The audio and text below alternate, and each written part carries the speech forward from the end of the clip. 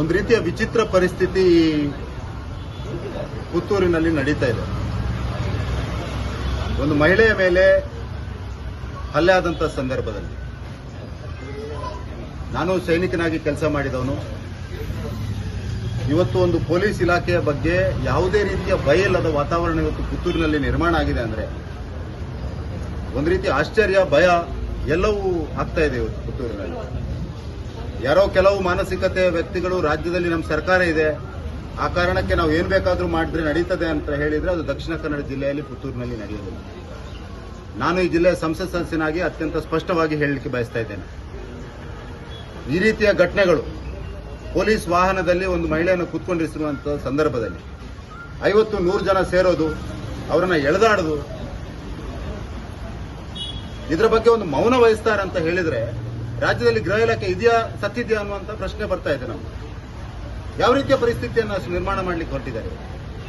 ಕಾನೂನು ಸುವ್ಯವಸ್ಥೆಯನ್ನು ಕಾಪಾಡುವಂಥದ್ದು ರಾಜ್ಯದ ಸರ್ಕಾರದ ಜವಾಬ್ದಾರಿ.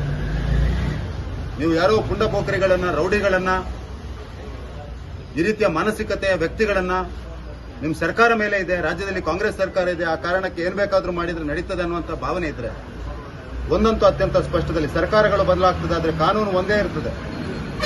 ಈ ನೆಲದ ಕಾನೂನು ಸಂವಿಧಾನ, ಇದರ ಅಡಿಯಲ್ಲಿ ಕೆಲಸ ಮಾಡಬೇಕು ಎಲ್ಲರೂ. ಸರ್ಕಾರಗಳು ಬದಲಾಗ್ತಾ ಇರ್ತದೆ ಮತ್ತು ಈ ರೀತಿಯ ವ್ಯಕ್ತಿಗಳು ನಮ್ಮ ಸರ್ಕಾರ ಇದೆ ಹಾಗಾಗಿ ಏನ್ ಬೇಕಾದ್ರೂ ಮಾಡ್ತೇವೆ ಅನ್ನುವಂಥ ಭಾವನೆ ಇದ್ರೆ ಆ ಭಾವನೆಯಿಂದ ತತ್ಕ್ಷಣ ಹೊರಬರಬೇಕು. ನಾನು ಪೊಲೀಸ್ ಇಲಾಖೆಗೆ ಆಗ್ರಹ ಮಾಡ್ತೇನೆ. ಯಾರ್ಯಾರು ಪೊಲೀಸ್ನ ಕರ್ತವ್ಯವನ್ನ ನಿರ್ವಹಿಸಲಿಕ್ಕೆ ಅಡ್ಡಿಪಡಿಸಿದ್ದಾರೆ, ಯಾರು ಪೊಲೀಸ್ ವಾಹನದ ಮೇಲೆ ಮತ್ತು ಪೊಲೀಸ್ ವಾಹನದಲ್ಲಿ ಇದ್ದಂತ ವ್ಯಕ್ತಿಯ ಮೇಲೆ ಹಲ್ಲೆ ಮಾಡುವಂತ ಪ್ರಯತ್ನ ಮಾಡಿದ್ದಾರೆ, ಅವರ ವಿರುದ್ಧ ತತ್ಕ್ಷಣ ಕ್ರಮವನ್ನು ಕೈಗೊಳ್ಳಬೇಕು. ಗೃಹ ಇಲಾಖೆ, ಗೃಹ ಸಚಿವರಿಗೂ ನಾನು ಆಗ್ರಹ ಮಾಡ್ತೇನೆ.